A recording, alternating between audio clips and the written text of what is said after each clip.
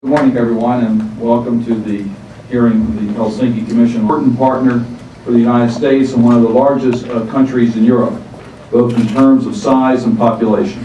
An independent, democratic, and stable Ukraine is in America's interest and vital to the security of the OSCE region. Ukraine remains a country in transition, part due to its tragic history. To visit, as I have, the memorials to Stalin's famine, Babi Yar, and Chernobyl, it is a stark reminder of the history of the Ukraine. Despite this legacy, and especially since the 2004 Orange Revolution, there has been gains in political pluralism, media freedoms, and holding of free and fair elections. Additionally, the Ukraine is the only country among the 12 non-Baltic former Soviet states to earn the assessment of free by Freedom House. The country has recently witnessed presidential elections with the OSCE assessed as having met international democratic standards. Ukraine faces a myriad of challenges. Clearly, the president, along with the new prime minister and the Rada, will need to accelerate economic and political reforms, tackle systematic corruption, and overcome the rule of law deficits, including building up of underdeveloped judiciary. Will Ukraine, despite tangible progress and freedom of democracy, be able to move beyond the stalemate that has stymied its ability to grapple with these difficult problems and slowed its Euro-Atlantic integration? Nothing would be more important to strengthen Ukraine's independence and reducing its vulnerability to outside pressures, including strengthening its energy independence and bringing it closer to its stated European aspirations. Despite past disappointments, there is genuine desire in Washington that Ukraine succeed as an independent, democratic, stable, and economically successful state. Importantly, both the Congress and administration continue to strongly support the right of the Ukraine to decide its own fate, consistent with the principles enshrined in the Helsinki Final Act. Today, we will examine Ukraine's future course following the February 7th elections, which the OSCE assessed as having met international democratic standards. Our witnesses will focus on policy implications for the United States, examining how the U.S. can best continue to encourage and assist Ukraine in the development of democracy, rule of law, and market economy at home, as well as relationship with its neighbors, the United States, and the European institutions. We look forward to hearing from our distinguished panel of witnesses. Our first panel, I'm pleased to have with us today Mr. Daniel Russell, Deputy Assistant Secretary of State for Russia, Ukraine, Belarus, and Moldova. Since joining the Foreign Service in 1983, Mr. Russell has held a variety of positions in Washington and abroad, most recently as Chief of Staff to Undersecretary of State for Political Affairs Bill Burns, and prior to that, the Deputy Chief of Mission in Moscow, Russia, and Kazakhstan. Mr. Russell, it's a pleasure to have you before the Commission. Thank you very much, Mr. Chairman. I'll apologize in advance for my voice. It's part of the burden of having two young children. But look, thank you very much for your invitation to discuss Ukraine and its relations with the United States in the wake of presidential elections. Your timing could not be better. Let me begin by making three basic points about Ukraine and the recent elections before sketching out our agenda for engagement. My first point should be obvious. Ukraine matters. Ukraine matters to the United States. Ukraine matters to Europe. Ukraine has tremendous potential. It could become a net contributor to global food security. It could become self-sufficient in energy. Ukraine can also serve as an example in a critical region. It has shown leadership on the world stage, giving up its nuclear weapons to become a non-nuclear state and contributing to peacekeeping operations from the Balkans to Iraq. Ukraine also serves as a transit route through which nearly a quarter of Europe's gas flows. My second point is about Ukraine's leadership in democracy in the region. Taken together, the conduct of its presidential elections received an overwhelmingly positive assessment from international observers. I should add that among those observers were Congressman Hastings and staff of your commission, and I would like to commend their contribution. The OSCE concluded that the presidential election showed significant progress over previous elections and met most OSCE and Council of Europe standards. The open, competitive election demonstrated respect for civil and political rights and offered voters a genuine choice. My third point is about the 2010 election and how we look at it. It may have been a defeat for the Orange Revolution leaders, but it's far from a defeat for the Orange Revolution. The election should be viewed, I think, as another step in strengthening Ukraine's democracy, and Ukrainians should take pride in what they've achieved. The post-election transfer of power has been orderly. Prime Minister Tymoshenko initially challenged the results in court, but withdrew her case. When formation of a political parliamentary majority coalition appeared unlikely, President Yanukovych and his party of regions sought and won passage of a new law that allows coalition formation not only with political parties, but with independent deputies. On that basis, Prime Minister Azarov and his cabinet were confirmed last week. The opposition questioned the new law's constitutionality, and we were pleased to see that the Party of Regions itself took the initiative to ask the Constitutional Court to review the law and pledge to abide by its decision. With the election now behind him, President Yanukovych faces the challenge of governing. Obviously, he and his new team need some time to organize themselves, but I think some key elements of his approach are obvious. Economic recovery will rightly be his top priority, and he has inherited a difficult situation at a difficult moment. With regard to foreign policy, I think President Yanukovych has been quite clear. He wants to continue Ukraine's strategic partnership with the United States. He wants to improve relations with Russia, and he wants to pursue integration with the European Union. As we look ahead to engagement with President Yanukovych and his new team, it's, I think, worth reviewing the underlying premises of U.S. policy towards Ukraine. Simply put, the United States will not waver in its support for a strong and independent Ukraine. We want to see, as you mentioned, Ukraine succeed. Our vision for Ukraine, I think, is the vision that most Ukrainians want: a democratic and prosperous European nation with an effective and accountable government. Charting a course for Ukraine is, of course, a decision to be made by Ukrainians and their elected leaders. There has been speculation over the past year that the Obama administration's efforts to improve relations with Russia would somehow threaten our relationship with Ukraine. I think that was not correct, and it is not correct. As we reset relations with Russia, but we have reaffirmed our commitment to the sovereignty and territorial integrity of Ukraine and its neighbors. We do not believe that a partnership with one country comes at the expense of another. The stronger our partners, the more effective our partnerships. I would posit that a strong and independent Ukraine is good for Russia, good for the region, and good for the world. There's also been speculation about Ukraine's relationship with NATO during the Yanukovych presidency. Let me be clear that the United States continues to support Ukraine's deepening ties to NATO and to the European Union. But again, these are decisions to be made by Ukrainians and their leaders. We recognize that how far and how fast to proceed will be a Ukrainian choice. President Yanukovych has said that he wishes to continue programs of cooperation with NATO at existing levels, but NATO membership is not on his agenda.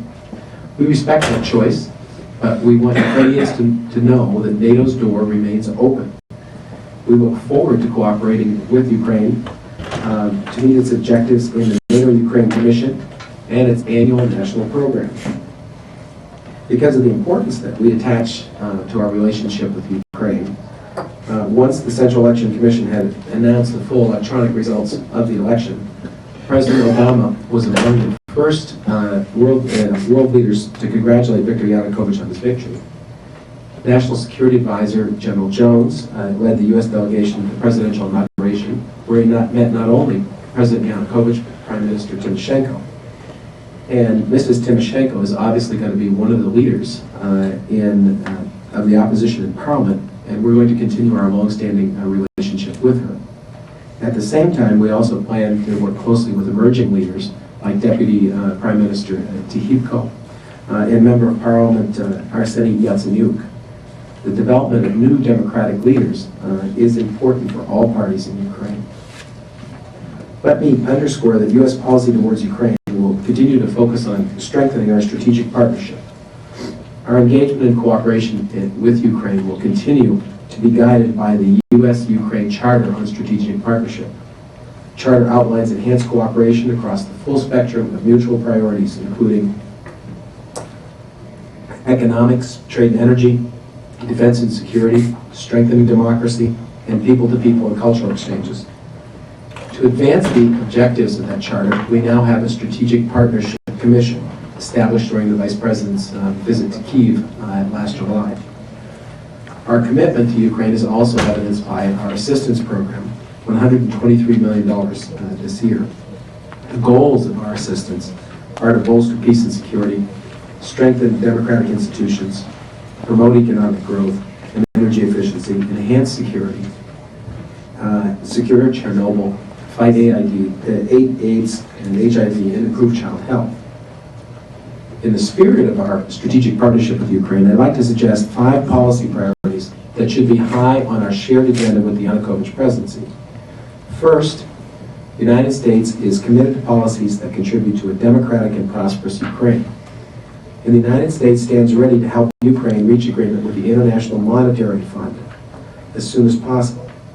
The path to economic recovery and renewed prosperity runs through agreement with the IMF, which can help provide Ukraine a way out of the current crisis and open the door to lending from other international financial institutions of the European Union. That will require resolute leadership and hard decisions to undertake the critical reforms needed to cut the budget deficit, revive the banking sector, and phase out energy subsidies. A second, and I would say equally important policy area for Ukraine's long-term prosperity and economic independence is energy sector reform.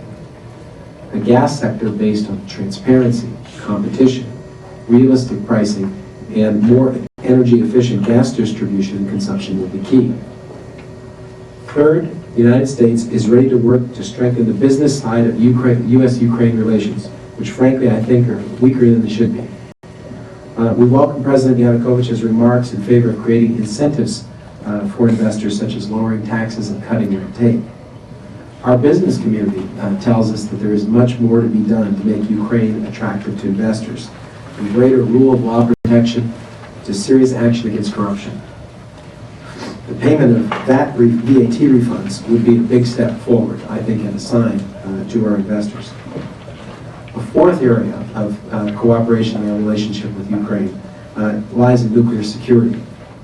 We look forward to building on our successful record of non-proliferation with Ukraine at the upcoming Nuclear Security Summit here, and we look forward to President Yanukovych attending. Thanks to the leadership of Senator Lugar and former Senator Nunn, we can point to vital cooperation between Ukraine and the United States that has made the world safer.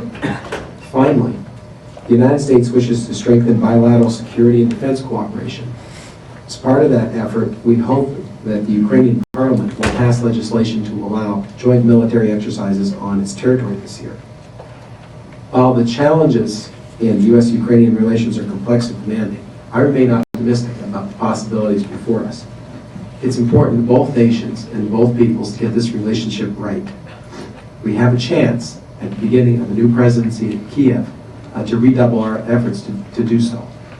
And I hope that both Ukrainians and Americans, both inside and outside government, will take advantage of that opportunity. Thank you very much, and I'm happy to answer your questions. Mr. Russell, thank you very much for your testimony. We've been joined by the House Chair of the Helsinki Commission, Alcee Hastings. As you've already pointed out, Mr. Hastings was present as an observer in the elections in the Ukraine and helped in the certification about Mr. Yanukovych's election. So we thank our House Chair for his active involvement and the ability to give us a first-hand report as to the progress of democracy in the Ukraine. I want to, I guess, ask you a fundamental question first, and I'll turn it to my co-chair. You talk about Mr. Yanukovych's desire to strengthen the ties with the West and the East, about developing stronger ties certainly with Russia, but also with the United States and Europe.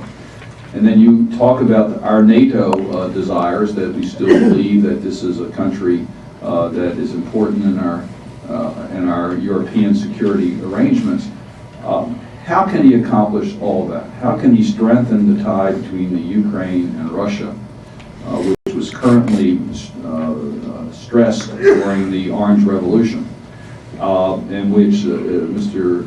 Yanukovych was not a supporter of? Now he's all of a sudden going to be able to maintain this development with the West, with Europe, and with Russia, and also perhaps be with us in NATO. How does he balance all that? It seems like that's an impossible task. Well, we're going to see how good he is at it. I think it was interesting that he chose to make his first trip abroad to Brussels and talk about European integration and a free trade agreement with the EU, then to go to Moscow and finish the leg of his triad by coming here for the Nuclear Security Summit. So he clearly is going to try to balance these three interests. And I don't think it's a bad idea, actually. I mean, nobody's going to move in their neighborhood. Russia's not going to go away. They're Russia's Ukraine's second largest trading partner after the European Union. And I think he's got a good shot at making some progress on all of this. But like I said, we're going to be there pushing for strategic partnership. How much influence will Russia have in the priorities that he places on the agenda for security? It's an open book. He's just named his government, so we're gonna have to see. I mean, he's trying to be all things to all people, like many things. We'll see if he succeeds. Well, let me ask you just one more question on a subject that the Orange Revolution was not successful in dealing with, and that's corruption.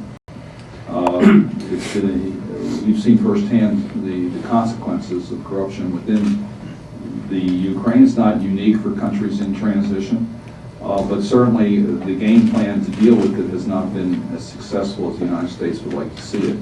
Do you have any view as to how this new government will deal with the problems the country faces in corruption?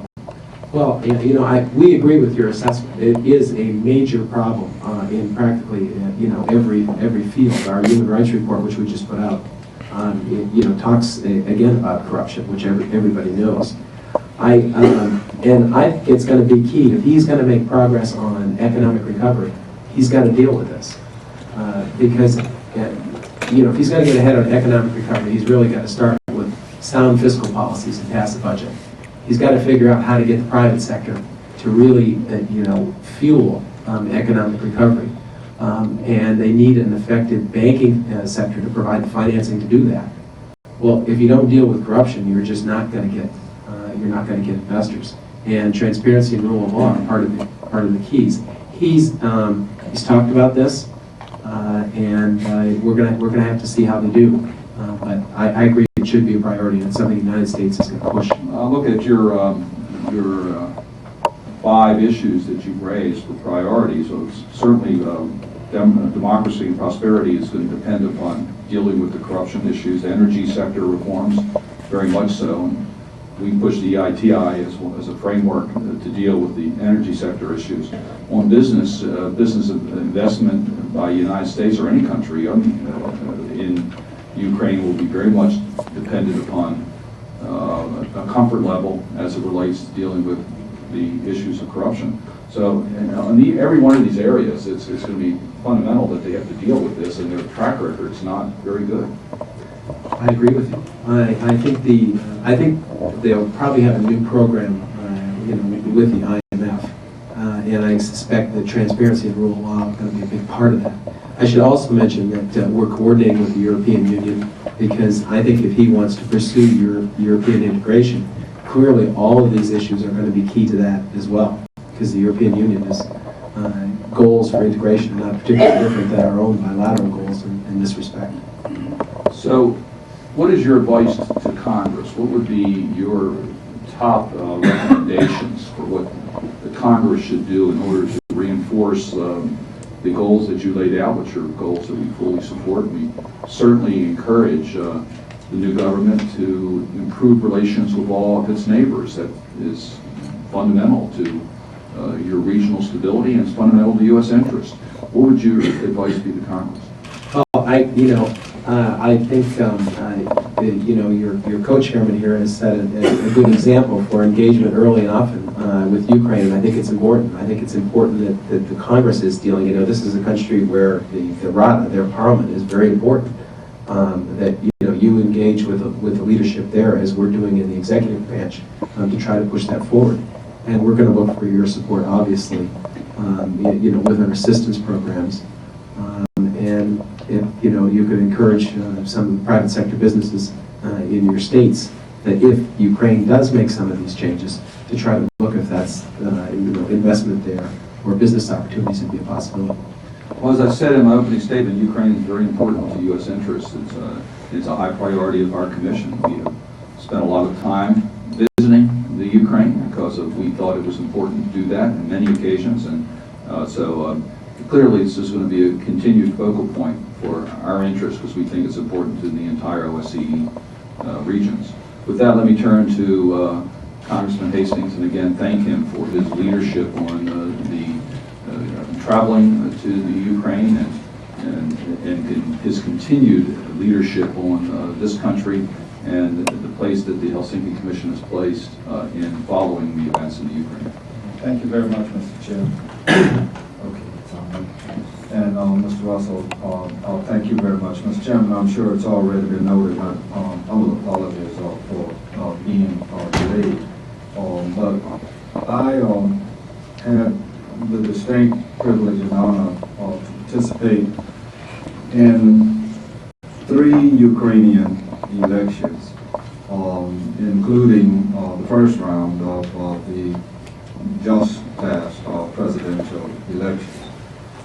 In addition to just being an election observer, I also like to consider myself a good observer of people. And while I don't speak the language, on 2 different occasions in Ukraine, one during the Orange Revolution, and on the very last visit, I took it upon myself to walk into areas first during the Orange Revolution that I had not been in, and the second time to go back into those again. And then, of course, as you might know, Mr. Russell, a considerable number of Ukrainians in the diaspora and those in academia and the think tanks and in government talk to us a great deal about Ukraine. One thing, if I had to characterize the residual from the Orange Revolution, it would be unfulfilled promises. That would just be all that I would say.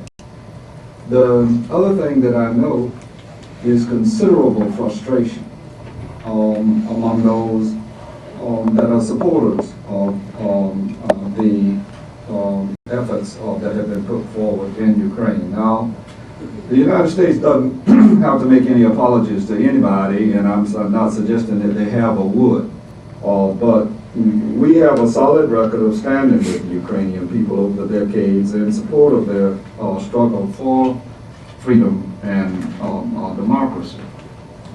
I'd start by asking you how you assess the Prime Minister's remarks last week, and I'm paraphrasing what he said, that their treasury is depleted. I'm reminded that's very similar to our nation at this time, a president inheriting some 30 years of transformation of an economy is expected in 1 year to reverse it. Mr. Yukounovich and his new coalition, in my judgment, have a very high hill to hustle. And they cannot do it, quite frankly, without the United States and Russia and the European Union, and with some clear understanding of how the international community that is experiencing a global crisis of its own is going to be able to address it. So I guess I'd like to know from you the status of Ukraine with respect to the Millennium Challenge account? Well, the Millennium Challenge account, threshold program, didn't succeed. I mean, the Millennium Challenge Corporation chose not to continue it in 2009 because of Ukraine's performance. And I can't say where they'll go from here. Corruption was one of the big issues, actually. But to the broader point that you're making, which I agree with, I mean, they've got a tough road to hoe. But I think that they've got to try to reach agreement with the IMF. It's got to be the first priority, because that's what's going to unlock the doors to the other lending they need to survive. In the longer term, I mean, the shorter your time horizon with Ukraine, the more pessimistic you're going to be. The more you stretch that out, the more optimistic. I mean, they have gas reserves, they have oil, they have a lot of coal. Their manufacturing sector actually did pretty well before the economic recession. I think they've got to go back to basics. And frankly, Anders Osman, it's always very difficult to talk about economics when you have actually a real economist sitting behind you. I feel, he could probably help you more than me with most of this. All right. Looking ahead, in 2017, the lease agreement with Russia and the Black Sea are going to become more and more an issue. Attendant to that is the fact that we, the United States, really has poured millions of dollars in security assistance cooperation to Ukraine, and yet it seems their armed forces are still in need of reform and modernization. So I guess, do we still look to try and bring them into NATO? What's your take on the Black Sea as it pertains to Mr. Yukounovich? And what are the substantive benefits of our security cooperation with Ukraine beyond just building a relationship? Well, I think that defense and security cooperation is a key part of our relationship. I think you're right that there's a lot more to be done, but at the same time, I mean, this is a country where you now have civilian control of the military. You have an all-volunteer officer corps. They've made some key reforms. They've got more to do. I know our own military finds them very enthusiastic and good to work with. And they have an interest, and we have an interest in seeing them become a net contributor to global security. They still have a pretty good-sized presence among peacekeepers in Kosovo. They've contributed to Iraq and Afghanistan and other UN peacekeeping missions and NATO missions, and I think that's what's in it for us in the longer term.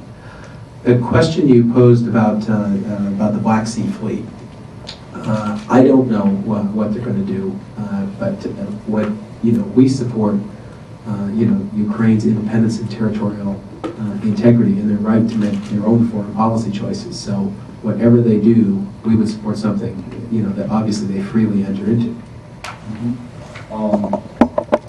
The last couple of questions that I have deal specifically with what your sentiments are at this time and what the administration, if anything, is picking up, if anything, regarding Kiev's desire to have Euro-Atlantic integration. Is that still viable? I heard you say that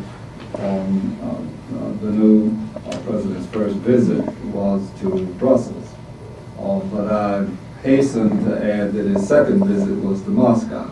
And so, we'll go with Ukraine at this point. Well, I think our approach on as far as NATO is that Mr. Yanukovych has said he wants to continue practical cooperation. There's a lot that needs to be done, and can be done through the NATO-Ukraine Commission, through the annual national program they have with NATO, and all these are good things for a more modern, more professional military and defense establishment, and I think they're worth continuing no matter what they choose to do on the larger question of NATO membership. I think European integration, it's pretty clear that Mr. Yanukovych has already talked about a free trade agreement with the European Union and liberalization of their visa regime. And again, all of that's going to require some changes we've been talking about towards a more, meeting European Union standards. I think there's in some ways not much choice. I mean, they want to become a modern, prosperous nation, and that will require, being part of the international community in a different way than they were in the past century. Well, you have a rather considerable portfolio, but as it pertains to Ukraine, two of the neighbors that are also in your portfolio, Belarus and Moldova. I'll leave Russia to the side because I know that's overarching. But just as it pertains to Belarus and Moldova, what do you see for the future of Ukraine relations with those two countries? Well, I mean, we hope to see a good relationship in Ukrainian bilateral relations with both of those countries. Moldova has had quite a change in its own government, bringing in a new coalition that's committed to European integration as its foreign policy and to rule of law and democracy at home, which we see as a very good and welcome development. Ukraine can help to support that. There's some basic issues about delineation of the border between the part of Moldova that is Transnistria and Ukraine. Ukraine also plays a role in the 5+2 talks, looking at a settlement to this long-standing frozen conflict. So they can do quite a bit there. Ukraine's always had a reasonably good relationship with Belarus. As you know, the United States, Mr. McCartney knows from this recent trip there, we have some real issues in our own relationship with them, and we would hope that Ukraine's relationship would help to push towards a more open system there and make some small steps towards a more open, pluralistic government. Well, finally, Mr. Chairman, time won't permit us to explore the importance of Poland in all of this as well. So I'll just leave that to the side. But let me offer what I think are two things that help in developing better and building better relationships with countries. And it's not ignored, but not enough emphasis is placed on cultural and educational exchanges. And as a policymaker, Senator Cardin, a dear friend and co-chair of this commission, and I have been active in pursuing funding in that arena. But I believe Ukraine would benefit greatly by large student exchanges and cultural exchanges. They have so much to offer, and in that regard, it would be helpful if we were to participate. Now, let me be a little more precise, and I'll stop right here. If I had to make a bet on where 19 and 20-year-olds are going to go to college that can, with the support of their families or however they manage to do so, I'll bet you Russia is going to do more in the education arena having them come to Russia than we are having them come to America. I'll stop right there. Well, Congressman Hastings, thank you very much for those observations. I would just observe, I think the two greatest challenges will be for Ukraine as to whether it really can establish itself as an independent democracy in that region, which is our goal, and being able to establish relations with all of its neighbors, including to the West. And secondly, whether it can deal with corruption. We've mentioned it a couple times. The Millennium Challenge Grant is a good example. We just completed a hearing in the Senate Foreign Relations Committee with President Clinton and Bill Gates, who involved in two major foundations that provide international assistance. And I was very impressed with their commitment on accountability in making sure that funds do not get sidetracked to help finance corrupt activities. We are looking at a change in our foreign assistance programs, and accountability is going to be part of that.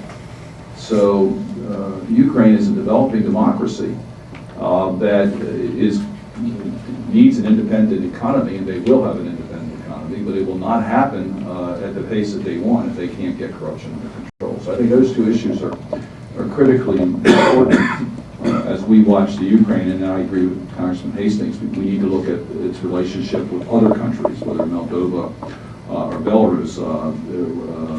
Ukraine can play a very important role in the development of other countries in transition in that region.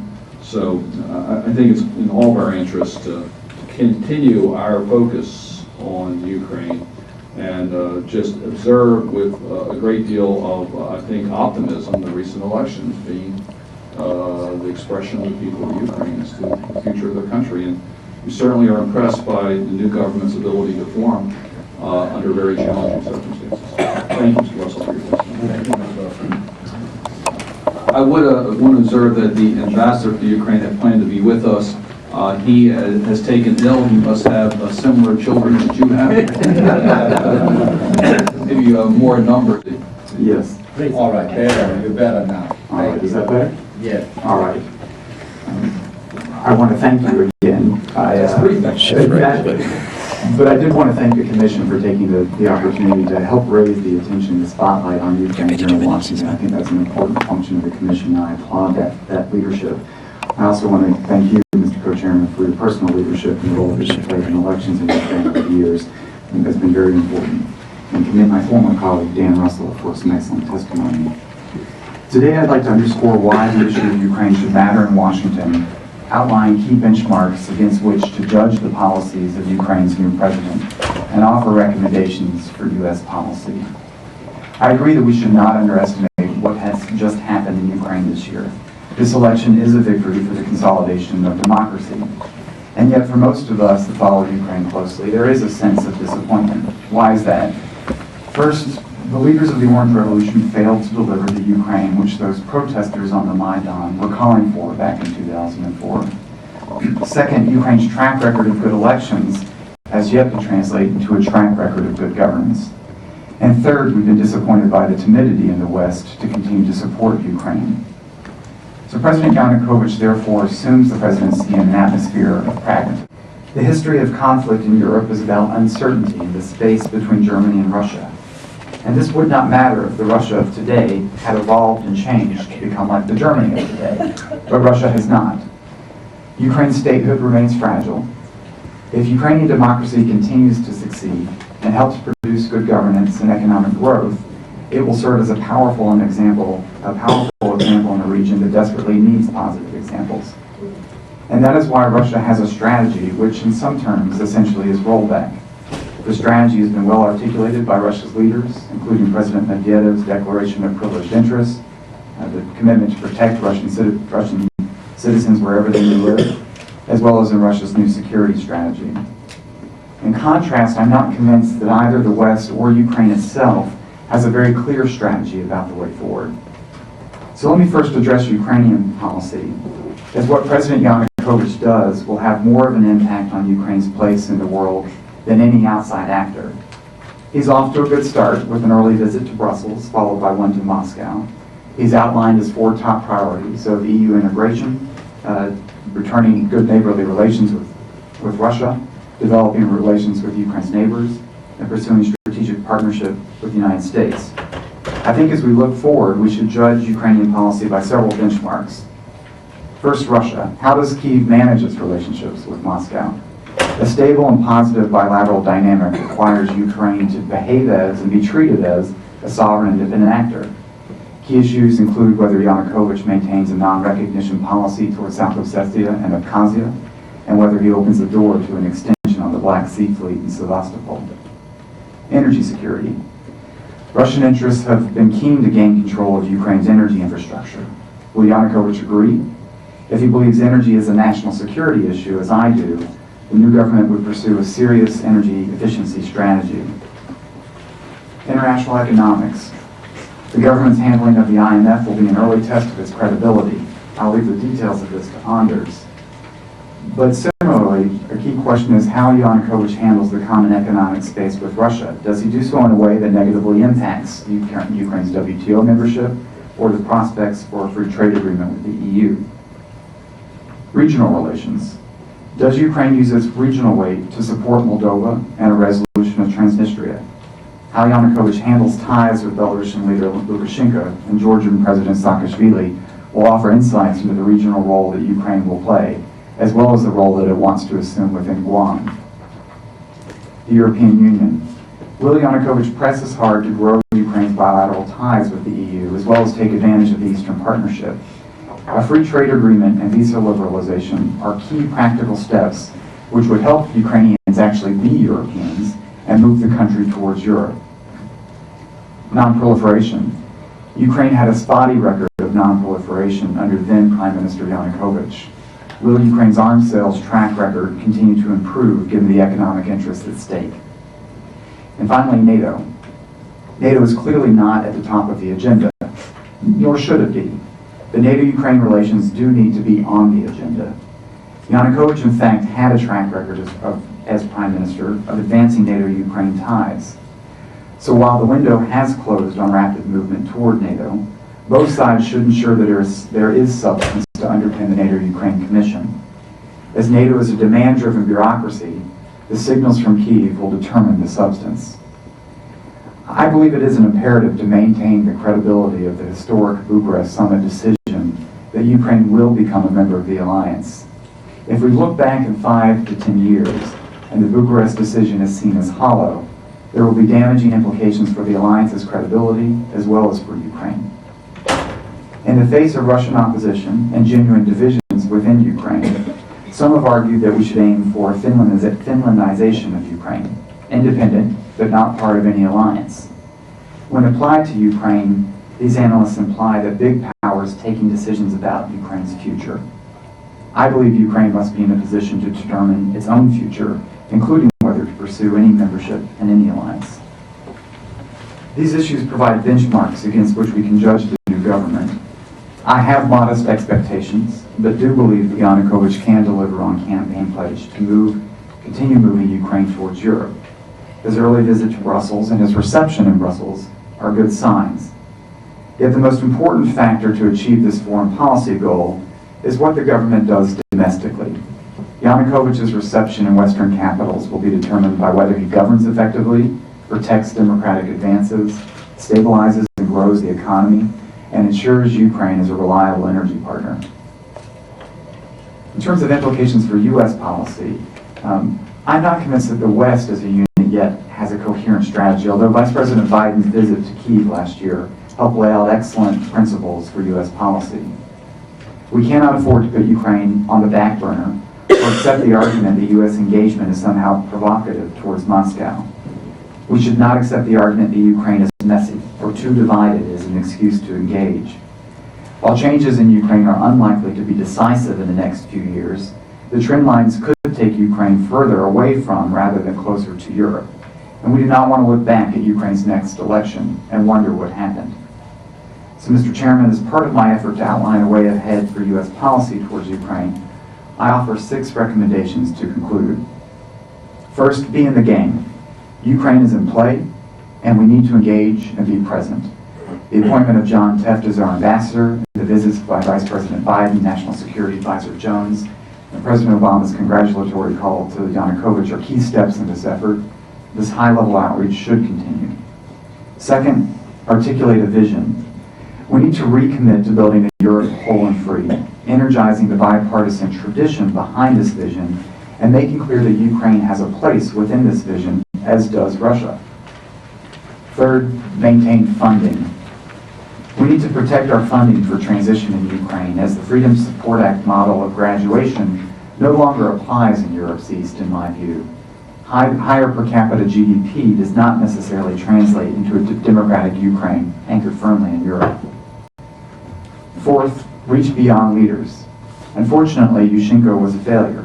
Yanukovych is unlikely to bring decisive change. We therefore need to ensure that our relations with Ukraine extend beyond leaders. We should place emphasis on developing next-generation leaders, ties with the Rada, engaging the regions, and fostering people-to-people ties. Fifth, push energy efficiency.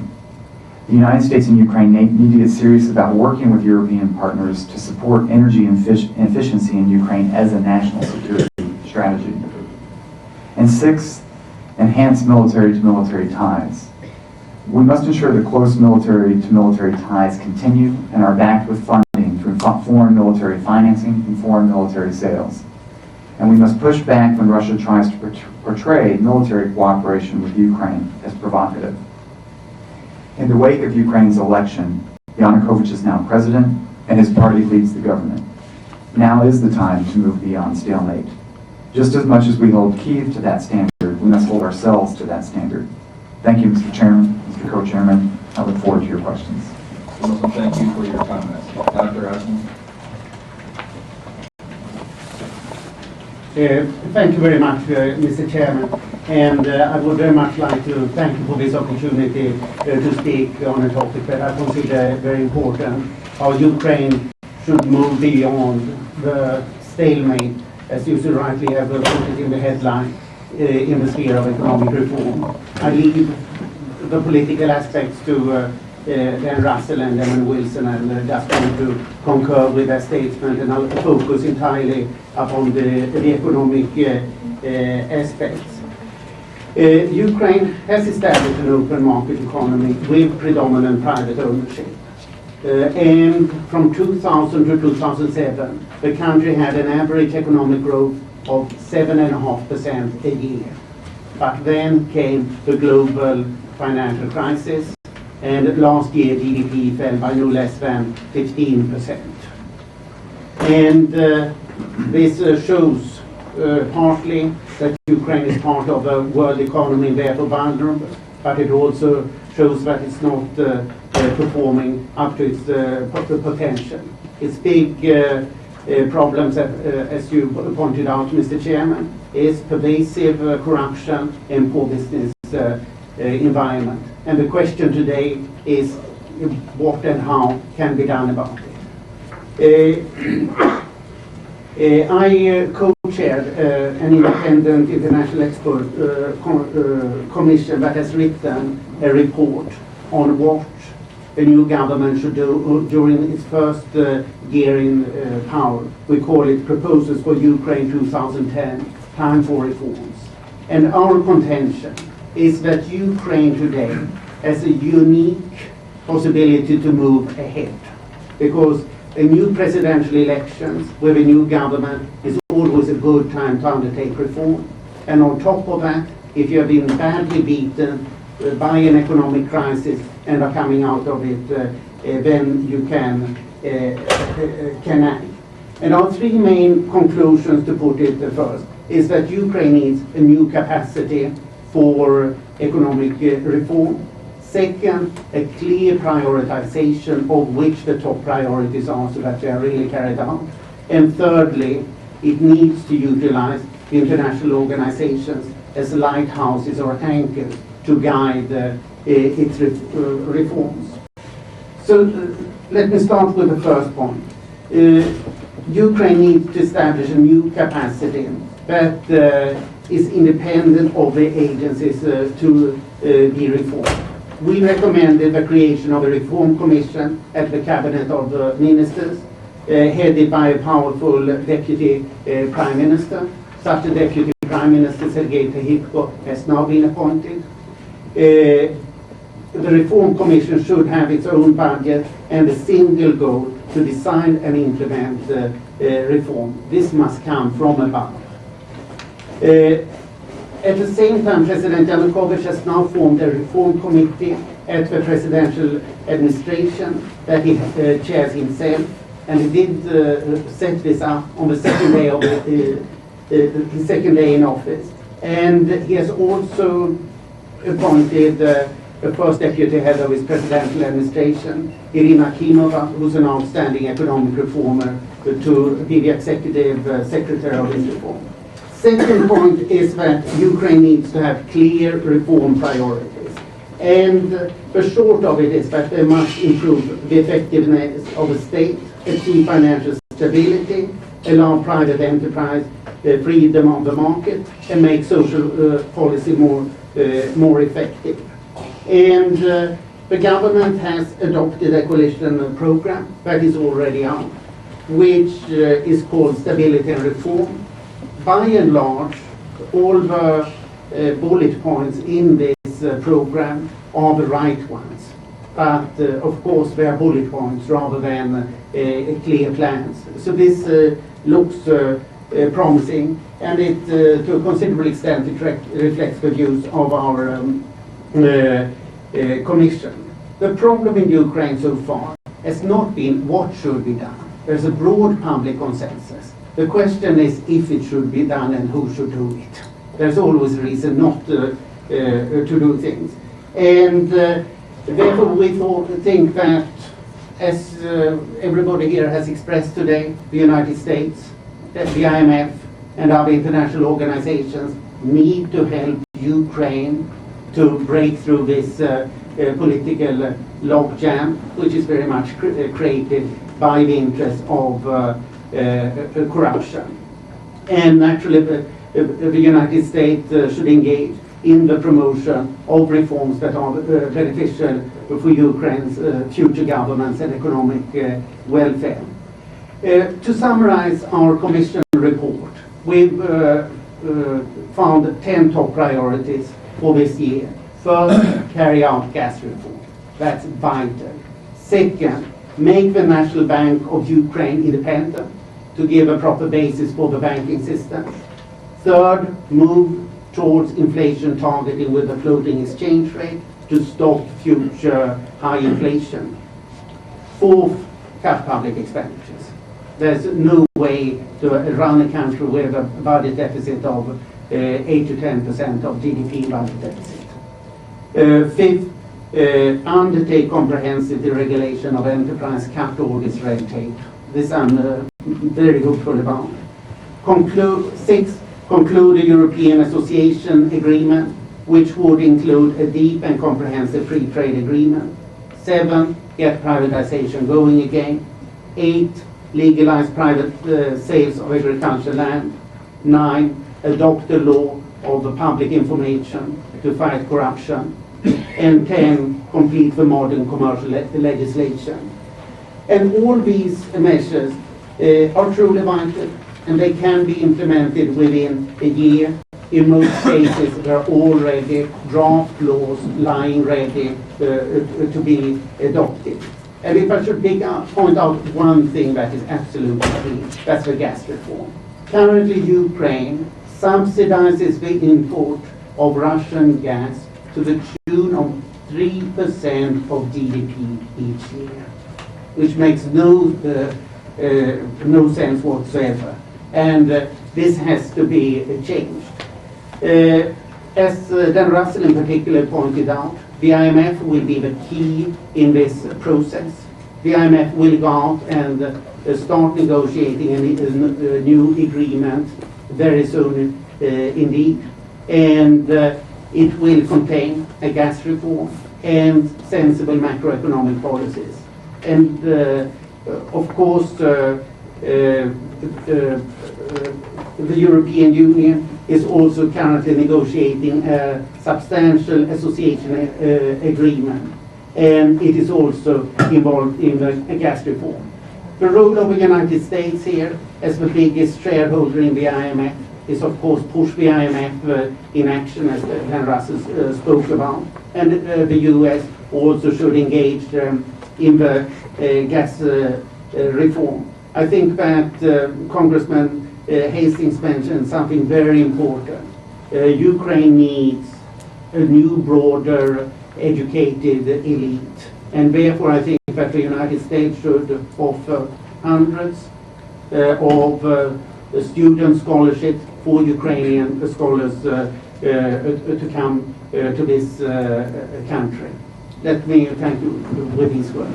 Well, let me thank both of you for your testimony. It was very specific on benchmarks and recommendations. I think that's very helpful to us, but I hope it's helpful also to Ukraine. I think that your list there, particularly on benchmarks, Mr. Wilson, and recommendations, Dr. Ashland, were both very helpful to us. So let me start off with Mr. Wilson, if I might, and try to pose a question as to what you think Russia will be doing in regards to the new opportunities in the Ukraine.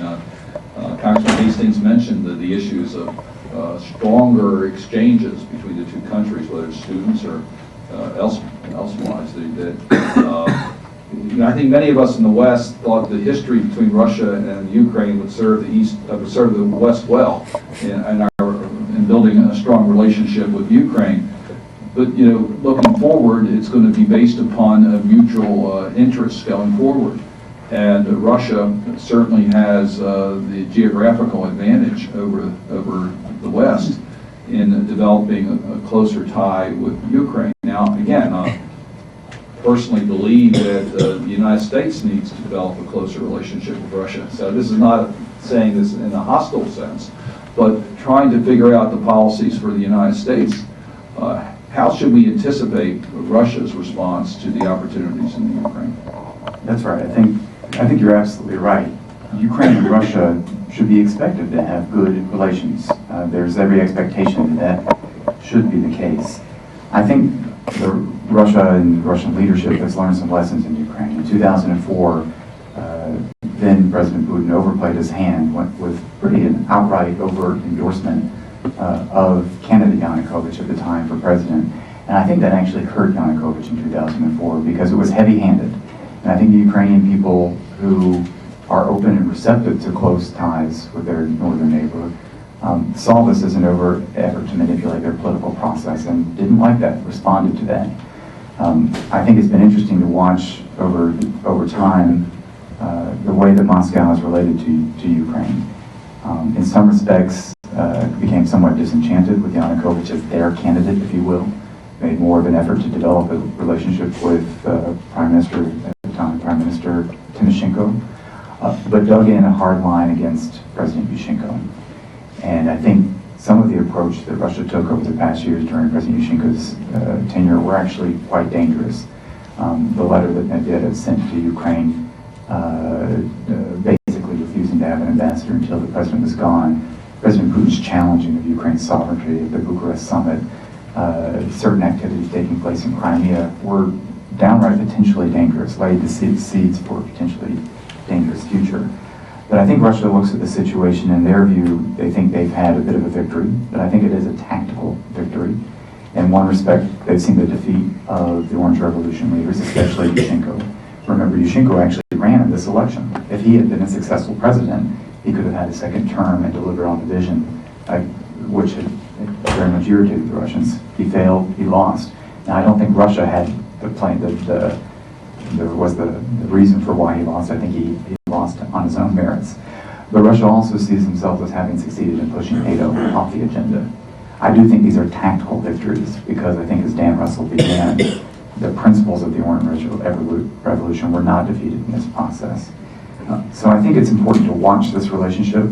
If Russia tries to exert, if you will, its sphere of privileged interest and expect Ukraine to do things at Russia's bidding, such as open up the extension of the Black Sea Fleet to Sevastopol, to move on recognition of South Ossetia and Abkhazia, those would be very disconcerting signs. I think for the moment we've seen President Yanukovych resisting that type of pressure. He's given a nod towards issues like elevating the status of Russian language in Ukraine, but that's a fair issue to have debated within Ukraine's polity. And I think the important part of this from U.S. policy is that we need to help support Ukraine as an independent actor, as a sovereign actor, and we need to be very clear that when we talk about a Russia reset policy, we need to articulate just as powerfully the other side of that we pursue cooperative relations with Russia, but not at the expense of our values of our friends. And I think when we see or sense this type of pressure on Ukraine, we should work with our European partners to push back and to push back very clearly on Moscow. Well, I think your benchmarks are good ones for us to follow, because I really do think it's too early to tell, not only what Ukraine will do, but what Russia will do, and how it impacts on U.S. interests. I think it's just something we need to deal with. And I think the energy issue is probably going to be one of the most fundamental. I mean, you raised a very good point about gas prices in the Ukraine are unrealistically low, which is having a major impact on their economy because the government's subsidizing so much of the cost of energy. And we're not sure what impact this has on market forces. And then put on top of that the interest internationally on dealing with global climate change and energy security issues within that region. It is a matter that the Ukraine could play a very positive role, but it requires reform. And when you do reform, there are winners and losers. And the current, I'm sorry, Dr. Aslan, if I get involved a little bit in politics here, but the business leaders' impact in the government decisions in Ukraine is well known. So the question is, can they go forward with these market reforms in the energy sector, not just from the point of view of the impact it has on its economy, but on its political structure? And will the international organizations have enough impact, IMF, etc., in the Reform Commission's recommendations and implementation? What is your assessment on that? Thank you very much. This is exactly the question that I wanted to get, because I think that this is the key issue. When the IMF makes an agreement, normally it requires certain prior actions. The natural prior action for the IMF to demand now is that gas prices should be increased domestically before the IMF concludes any agreement. We can discuss how much. My basic view is the faster the better, and then you provide social compensation for those who are really suffering. Normally, the people are really suffering, they don't use much gas.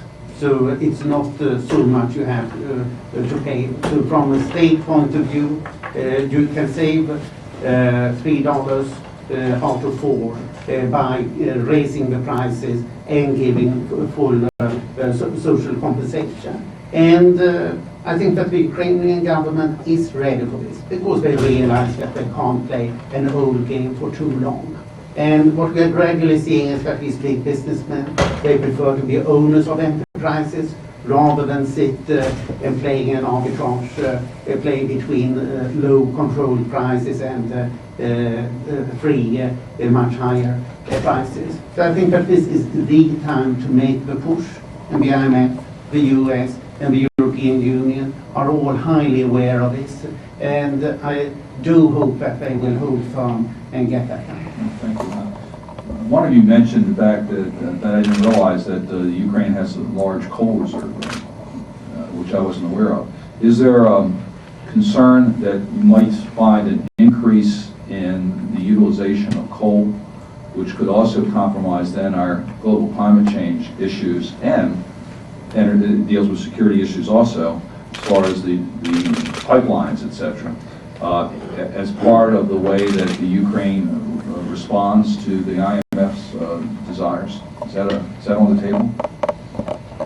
I don't think that we should be much worried in this regard. The coal price is half of what it should be, and there are big state subsidies. They're also subsidizing coal? Yeah, and there are big subsidies to the coal mines. The coal mine owners say we don't need any subsidies if the prices are free. So if you have higher coal prices, the consumption will go down. In Soviet times, Ukraine consumed 110 billion cubic meters of gas each year. Now it's down to 50 billion cubic meters.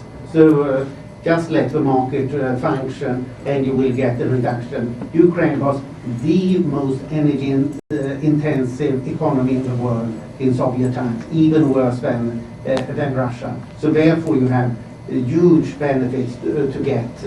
And Ukraine has reduced its emissions enormously, and they can do much more and should do much more for their own benefit. Well, I thank both of you for your testimony. I think it gives us a yardstick to judge what is happening in Ukraine, and it's very helpful for our commission. I'm going to turn the gavel over to Chairman Hastings. I have a commitment on the Senate floor this morning in about 10 minutes. So not to be disruptive, I'll give him the gavel, and thank you again for your testimony. Thank you very much, Mr. Chairman, and I agree with you that our witnesses were very specific and left very little that needs to be asked. At the very same time, in listening to your testimony, had a couple of takeaways, and specifically, Ms. Wilson, when you commented about the thrust to have a Euro-Poland free, and we hear about Ukraine, but I think about so many other flashpoints. Two that come to mind most immediately are Bosnia and Kosovo, that have kind of like dropped off of the radar screen in the minds of most policymakers and a lot of folk in the administration. And in my judgment, those two areas still pose considerable problems. The global downturn took a heavy toll on a considerable number of the areas of the former Soviet Union. And nearby to all of this are those Central Asian countries that have been laboring under what would be classified as recessionary times for a very long time. And so when you say, Dr. Aslan, right, that this is a unique opportunity to move ahead, as you put it, I wonder, how do you move ahead when you don't have any money? And put bluntly, if you look at the role, and we seem to rely heavily upon the International Monetary Fund, perhaps it would help me, and I'll start with you, Dr. Aslan, if you would tell me how that works with Russia as a player. And going even further into that, what tax consequences exist for the Ukraine citizenry? And just where would they find a revenue stream, and how would they? Corrupt business persons, and we use that term, I'm always fascinated how we in the United States form a list of corruption. And somehow, and I understand how we do that, but if I was in another country and I was looking at what happened on Wall Street the last 20 years, I'd wonder about, the United States telling me about corruption. And I really, that's a blunt statement, but maybe ours is just organized corruption some kind of way or another. I'm reminded of a story.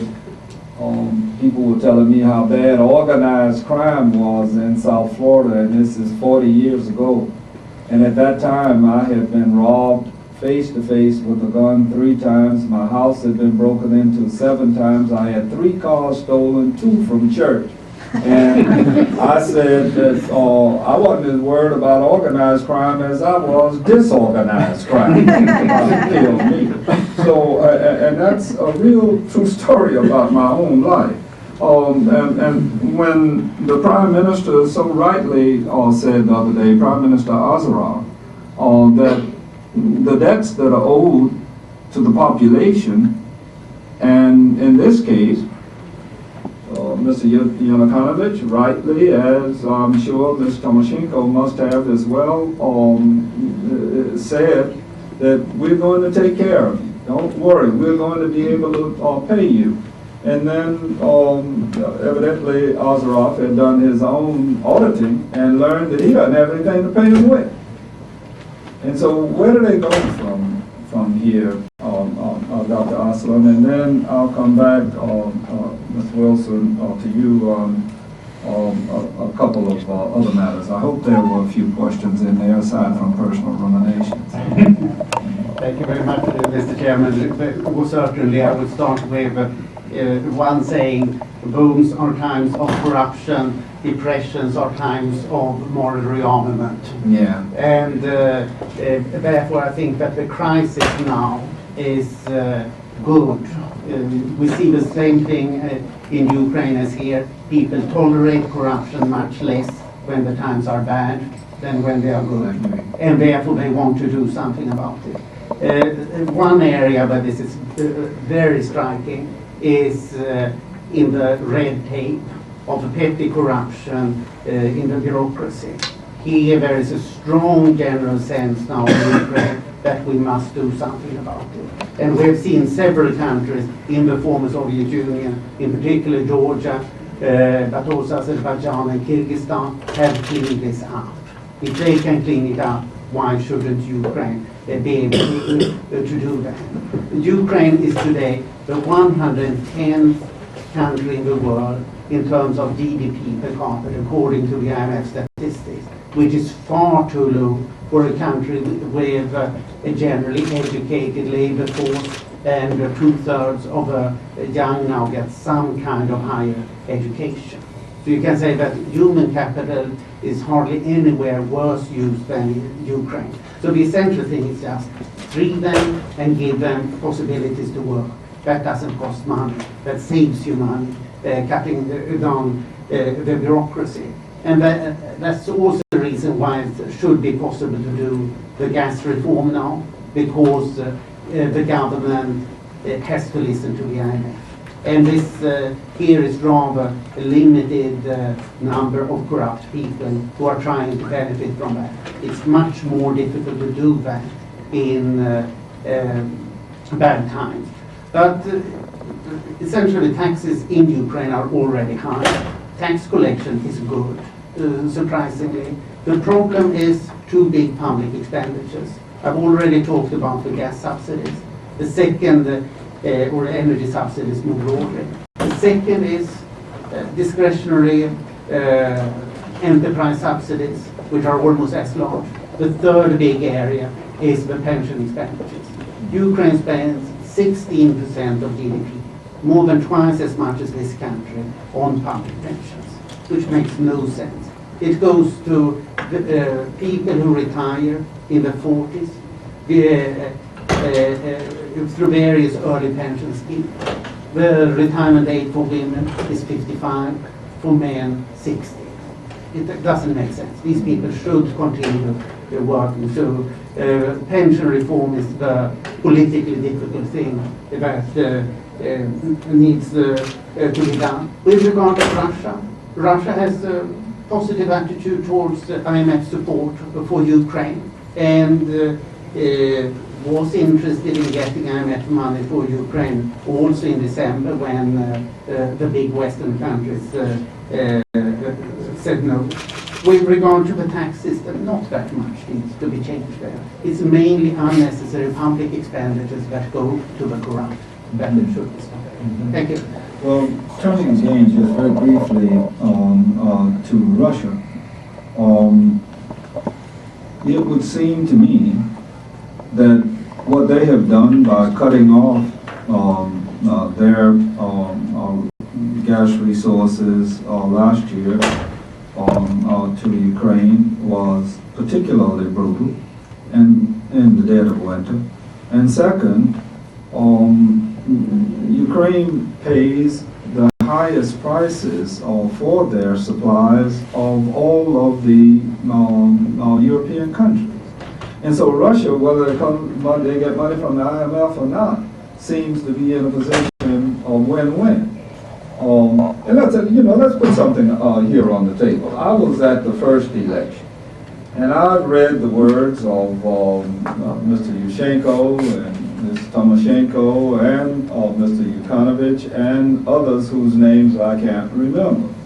But I distinctly remember that Mr. Yukounovich at that time was much more inclined to work with Russia than he was with the United States. So is there an old Yushchenko and a new one? Is Yukounovich, and that's troubling to me. But don't they have, Russia, a lot of leverage on what happens with the energy resources in Ukraine? And if you're talking oligarch to oligarch in the business world, then without knowing, and I don't know anybody in Ukraine that's a rich man or woman that is in this business, and I don't know anybody in Russia that's a rich man or woman in that business. Every time I'm in both the countries, I hear about the oligarchs, but I don't ever see any or meet any. But I bet you they meet, and therein lies the rub. How do you get crooks to don't be crooked when they're making a lot of money? And what role, Mr. Aslan, does the shadow economy play?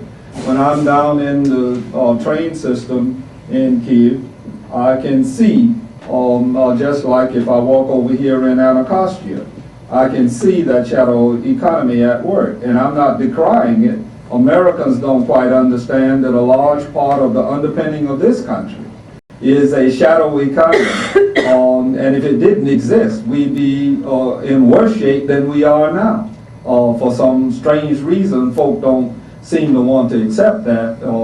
But you come go with me to Pentagon City, and I'll show you people today that are buying expensive garments and perfume and what have you that don't have no job nowhere. And didn't get it from welfare either.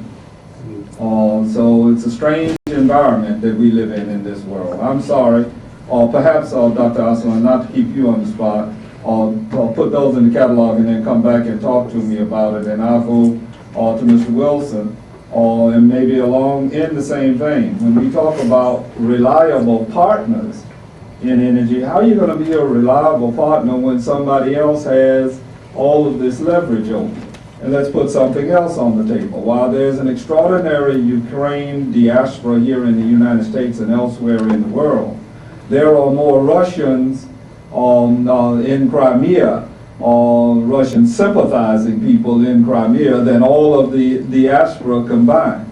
So while it may very well be true that Russia did not defeat Yushchenko, the turnout in Crimea suggests to me that Russia may have helped elect Yanukovych. We do it on the straight up with nice words and narratives, but there was some evidence and talk on the streets of Russia's influence in the last election, and I don't decry that. We have our non-profit organizations that work in an effort to try and make a difference for human rights and transparency and all of the rule of law and those fine things that we say, and other people just put money on the ground and get it done. You know, I don't know whether there's anything for you to respond to. I think you and I are in thorough agreement about people-to-people exchanges. But how about you, Doug? Sir, I will certainly pick up on a few of those points. Russian speakers play a major role in Ukrainian politics, but these Russian speakers are citizens of Ukraine and have loyalty to Ukraine and are part of building a future of Ukraine. If Ukraine is to succeed, it has to have a role where the Russian speakers in the East feel part of that future. That is one of the areas where Yanukovych can potentially make progress. The problem is when leaders in Moscow look to manipulate and use Russian-speaking populations to advance their own interests in other countries. That's dangerous. That's interfering in the internal affairs of Ukraine. We see that in Lithuania and Latvia. That's right. That's right. And part of it is soft influence through the power of Russian language media. So many of these folks getting their media out of Moscow, and part of it's more concerning, where there are reports of folks acquiring Russian passports that provide a bit more of a pretense. This was the pretense that the Russians used in South Ossetia, Abkhazia, the protection of Russian citizens there, which was frankly a fabricated pretense. And I think that's something to keep an eye on. You asked a little bit about Yanukovych's disposition, and I think in 2004, 2005, it was essentially fair to say he was a pro-Russian candidate. He was backed by the Kremlin in that election. I think it's a little bit more nuanced now, and I think he certainly has adopted a much softer position towards Russia and wants to pursue positive relations, but he hasn't turned his back on Europe. He has pressed back on a NATO agenda, very clearly so, and that obviously pleases many in Moscow. But I think once you become president of Ukraine, it's kind of nice to be president of an independent sovereign country. And I would hope that this position of responsibility would make him think more about the benefits to Ukraine of an independent streak, of an independent decision-making process. So while I don't decry an effort to develop a manageable relationship with Moscow, I think it is important that there now be early concessions just for the sake of it. On the people-to-people exchange kind of thing, obviously, an American president cannot do everything. But it would seem to me, the vice president has visited Ukraine, but I'm wondering, and if I were president of the United States, I certainly would invite Yukounovich to come to the United States, and I think that would be singularly just a presidential visit would be particularly important in these times. I don't know whether the administration is thinking along those lines or whether anything is planned, but I see all sorts of presidents come through here, and I guess because of the involvement in Europe, I have the attitude that I do. But if you're going, when you talk about now he's president, and it's an important thing to be president, then you have to give him the feeling of being president. And what better way could that be expressed than to have him come for a visit with the United States? And I'll make that recommendation to the administration. That's absolutely right. I concur with that. And I think President Yanukovych has been to Brussels, he's been to Moscow, and he's planning to visit Washington as part of the Nuclear Security Summit, which President Obama will host in April. That's good because it gets him here to Washington at an early stage. It's a bit of a distracted platform because there will be a lot of foreign leaders here at the time. So I think it's important to think about how to maximize the impact of that particular visit, but then also how to follow that up, because he will be overshadowed by many other leaders. I don't want to downplay the importance of it, but the power of having Ukrainians come to Washington regularly, come to the United States regularly, but also, even more importantly, it is very important for the United States to be present in Ukraine. It would be terrific to see President Obama make a trip to Ukraine in his first term. We've had the Vice President there, we've had the National Security Advisor, Secretary Clinton would be a natural follow-up. President Yanukovych and President Medvedev have already agreed to, I think, 3 more meetings this year. They're neighbors, that's natural. They're close, that's natural. But it's important for us to remember that we do need to be in the game. And that requires, that's why your trips, your frequent trips to Kyiv have mattered so much.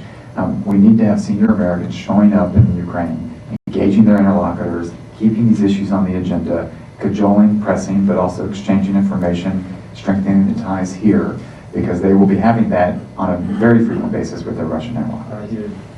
Dr. Aslan, I left all those questions out there, but I'm sure you have lots of answers for those questions, and you'll have the last word for them. Thank you very much. Very good questions, Mr. Chairman. If I start with Russia, of course, Russia has an interest in selling gas to Ukraine, and now it's spoiling that market. Until 2008, Ukraine was actually the biggest purchaser of Russian gas in quantity. Now, with energy saving, Ukraine could stop importing gas within a few years. Russia should understand that it's not in their interest. The biggest impact we see of Russian business in Ukraine is direct investments. The 2 biggest investors, outside investors in Ukraine, are Russian businessmen who were actually born in Ukraine, but now live in Moscow. And I think that this is a normal thing. And we are also seeing that the people who invest in the worst depression are big Russian businessmen, because they are used to handle risk and are not afraid of it. In particular, the big Russian banks are now expanding fast in Ukraine. How does one make crooks honest? First, it's much better that they own companies, because then they defend their companies against criminal practices rather than extort from other enterprises. And secondly, it's good if they get integrated into the outside world. If, the people who make initial public offerings selling their stocks abroad, they clean up the companies first, they bring in international auditing companies, and make the companies more transparent. One of the cleanest sectors is actually the banking sector, because 40% of the banks are now owned by foreign banks, mainly European banks, but also Citi runs a good bank in Ukraine. About the shadow economy, I share your sympathy, because the shadow economy is to a considerable extent small private plots. Each Ukrainian family has a private plot. If you are doing badly, they live on subsistence agriculture, because they have enough land so that they can live on the land if necessary. And this is a quite important social safety net, which is the explanation why the social crisis has not been worse in this very bad economic time. Right. Thank you. All right. I thank you both so very much, and also the previous witness. And I can assure you that at the commission that we will keep our interest level high as we proceed. And I will try to persuade many of my colleagues to visit more and engage more, and try best to gain greater understanding. Thank you so very much. Thank you. Okay, bye.